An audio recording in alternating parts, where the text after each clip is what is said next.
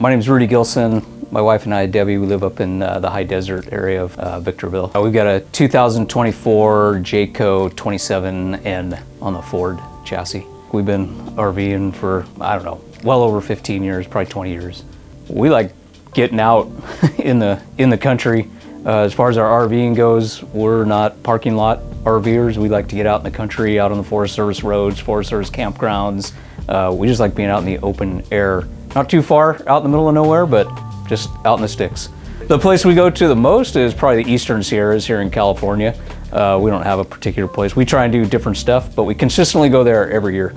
We chose the Jayco and that model mostly because we like the simple floor plan. It's like the one that we had previously, which was a 94 Winnebago, but it's the same floor plan, but it has the sliding windows that open. I'm not a big fan of the frameless windows. We picked that one, no slide outs, so it makes it simple and light, so we can get kind of out in the sticks. Like, that's what we like to do. I knew I wanted beefier suspension even with my older model, so that was one of the reasons why we went with the 450 chassis that we were able to get with the Jayco. But just with and that one was a huge improvement, but it still had swerving issues, swaying issues. I want my wife to be able to drive it and feel comfortable. And then the clearance on this one, so I knew I wanted to do something with clearance and the stability of the drive.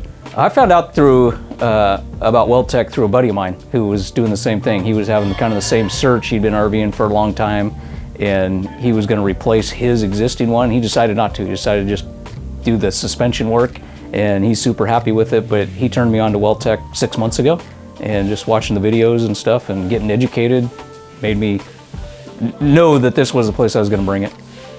My overall experience has been really good.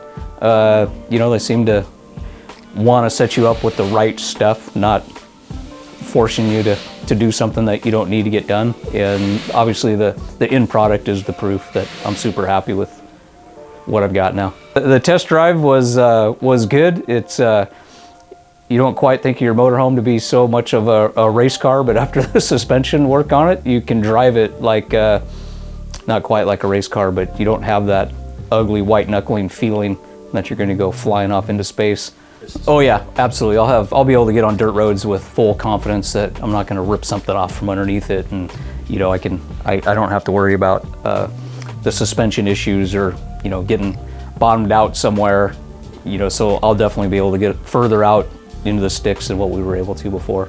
It's worth every penny. It's an investment in just the ease of the drive, but also the what it allows you to do. If that's what you like to do, is get out on some dirt roads. And I mean, I'm not 4x with my motorhome, but I can get out on Forest Service roads, washed out roads, and not worry too much about approaches in or out, trying to get out on the dirt roads. So I would say definitely do it if you're on the fence, for sure.